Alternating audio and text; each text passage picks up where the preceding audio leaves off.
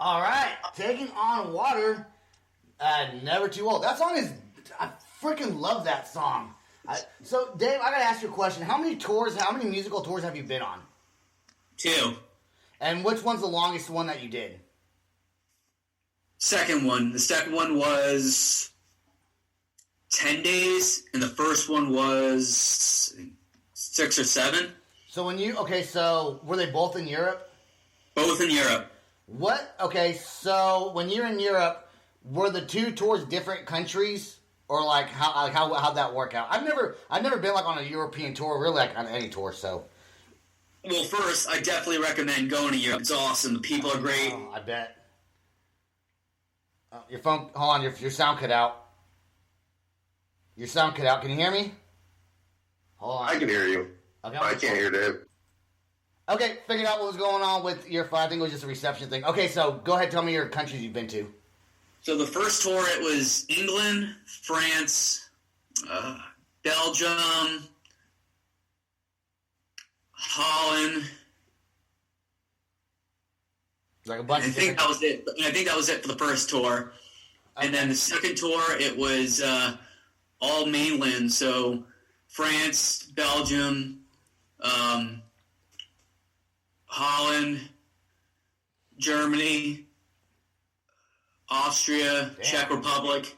That's cool. So, I get a lot of European bands that send me music. In fact, we have one that I think I'm going to play them next.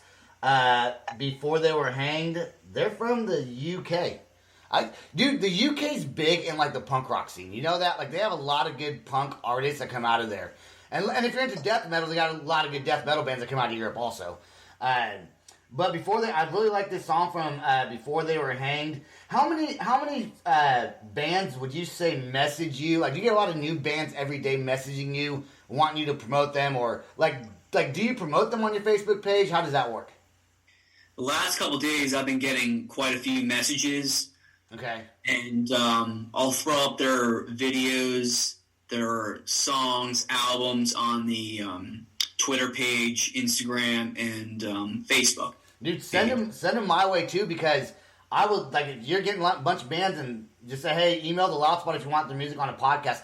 I don't know how many band podcasts there are, because a lot of podcasts are just strictly talking, and I don't know if there's a huge amount of people that do this, but I've tried to look for some, and I think as far as I know, I'm kind of the only one on this platform doing this, because I think a lot of people are scared to play music on their podcast, because you're not allowed to play copyrighted stuff, but if the band's sending it to you, then it's a different story. And so that's why we don't play famous bands. We don't play the super, I'm never, Blink-182 is never going to get a hold of me. You know what I'm saying? They're never going to be oh, please play our song on your podcast. That'd be cool if they did. But they won't. Maybe. Maybe eventually they might, right? Never say never, man. That's true. Never say never. Thank you, Steven, for believing in me. I appreciate it. Always, brother. My support team right there, man. I'm telling you. Hey, man, you believe in me and my band. Just gotta show the same love. Hell yeah. Let Me Find Before They Were Hanged. This song's cool. And then I'm going to play, after this band, we'll talk for a little bit, but then I want to play a band called Nothing Short of Tragic, because one of my best friends is in that band. And can I just say something before you play that, though? Yeah. Play that, though? Yeah. I love that band name, Before They Were Hanged. Yeah. That is great. Yeah. Dude, metal and punk bands have, the best names for the songs. Best band names. Best band names. They really do, because... Either or. Because you can get, when you're in a band, either a death metal or, just a metal band or a punk, you can have fun with your band name, And that's what these bands do. So... All right, this is Before They Were Hanged. This song's called New Year's Day. I really like this song. It has a different kind of punk feel. So we're going to play them as soon as it loads right now. Woke up on New Year's Day, got a whole new year to play. Woke up on New Year's Day, here we go again.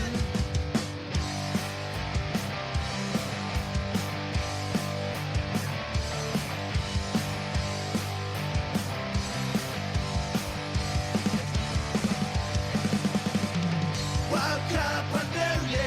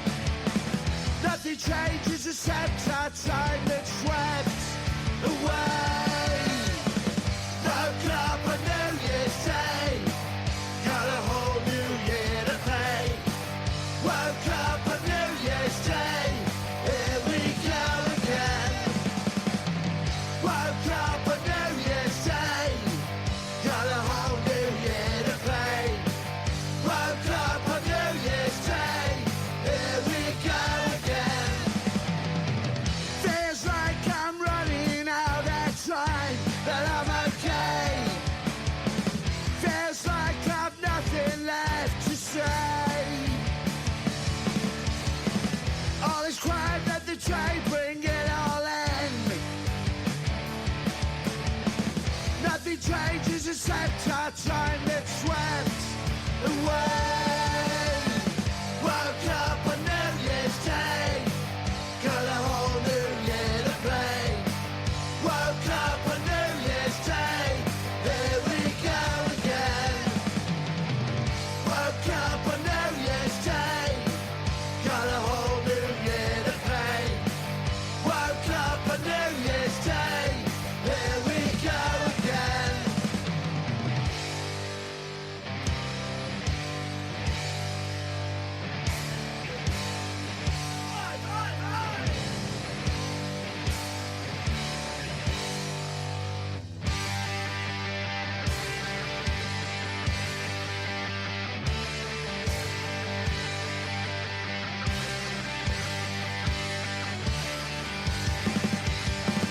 Woke up on New Year's Day, got a whole new year to play. Woke up on New Year's Day, here we go again. Woke up on New Year's Day, got a whole new year to play. Woke up on New Year's Day, here we go again. Woke up on New Year's Day, got a whole new year to play. Woke up on New Year's Day, here we go again. Fuck's sake. Fucking drums. Dickheads. Oh. That, Dave, would you agree that band kind of has a Rancid feel? Sort of. Like, you know, like, I'm wearing a Rancid shirt right now. I love Rancid, and I love Dropkick Murphys, man. I love Dropkick Murphys, dude. Like, I think that band, you can tell they're from Europe. Like, just their song. And I want to thank them for sending me, Dan, there's someone in the band named Dan sent me that song. And I want to thank you guys for sending me that. And I want to thank you, Dave, for once again promoting us on your Facebook page. That really helped out a lot. So I really appreciate all the love I can get, dude. Absolutely, I love it. So, nothing short of tragic. Okay, this band I played them on my podcast before. Not this song, but I want to. Can you hear the music pretty good through your computer system where you're at? I can hear it. Okay, good. And Steven, you can hear it too. This is Yeah. Okay, so nothing short of tragic. Eric Bonilla goes by Eric Bone. And he's actually we're gonna do an interview with him. He's moving from California to Colorado, and he's gonna make a special trip down to Oklahoma City. I think it's gonna be in person on October 25th, and we're gonna do all of his music. The funny thing about Eric is, we were in a band one time together called Sophomore, and we were like kind of like a pop punk kind of group.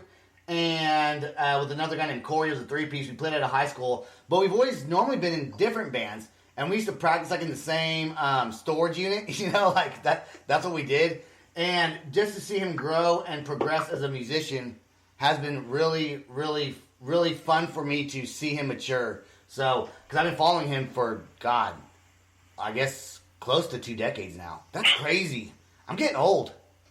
We're all getting old. No one's getting any younger over here. That's why I'm doing this podcast while I can. Before I'm too old to be in the music scene anymore. I completely feel that, man. You know what, though? You know what's cool? Is I think nowadays music is a lot... I think you can be old and still like music. You know, like when I was a kid, I don't remember 40-year-olds listening to... And they probably did. It was probably just people I knew. You know, I grew up in a very Puerto Rican household where all my parents did was listen to salsa music. So, getting into music, like this kind of music, is crazy. So... Maybe older people were listening to it, just not my parents. I didn't know any better. So I want to play. Okay, I'm going to add Nothing Short of Tragic mix right now. Do you have Dave? Do you have a favorite band? Would you like? Because I'm like, I don't really have a favorite band. I just have band. Like I like a lot of bands, and it depends on my mood. Do you have like one that you would say is your complete favorite? Oof, you're asking me some tough questions, man. I know. I am. Which is good. If I had to pick a favorite, I think it would be right now either The Cure or H2O. Not. Dude, I haven't heard that song. I haven't heard that band in a while. Haven't they been around a while? H2O. Yep, they've been around for a while. They're still going. They're still going. The Cure is still going. Have you ever met anyone from The Cure? No. So, I got a question. I got a good question. So, when you were in Europe, when you were doing your promotions thing, were you like backstage? Yes, I was helping out with merch. I was helping load stuff in, load stuff out. So, what did you do? Like, 'cause as a promote, like, what did you actually do to promote? Like, while you were there? I promoted the bands. I promoted my company. That's awesome. Did you have like your own shirts and like your own stickers and things like that? Yep, I brought my shirts over with me. And so you were just like near the stage, kind of like. I was by the merch table. Okay. That's awesome, dude. I wish I could do that one day. That'd be so cool. I mean, I don't know if I can. I have to work, you know. And I got a wife and 2 kids, so I don't know if I could just jump ship and go to Europe. But I wish I could if I could. Oh, God, I'd love to do that. Yeah, me too. You don't have any kids, though, yet, Steven. You guys can still do that. Oh, yeah, you do have I have a kid. Yeah, no, I've got a daughter. Never mind, dude. But that's okay. She can stay with her mom for a little bit, you know. We're good. Exactly. Hey, you're going to have to stay with your mom for like a month. Daddy's going to Europe to rock and roll, baby. I'll bring you back something, I promise. I don't know what it is. Maybe it'll be a coin. Who knows? I'll take any gift from you, brother. I'll just bring you back some change in their currency. Yeah, that's fine. Like, this is a penny in Germany. You better love it too and frame it. Sign it for me, will you? I thought of you when I got that. Okay, all right. So when Eric sent this song over from a Nothing Short of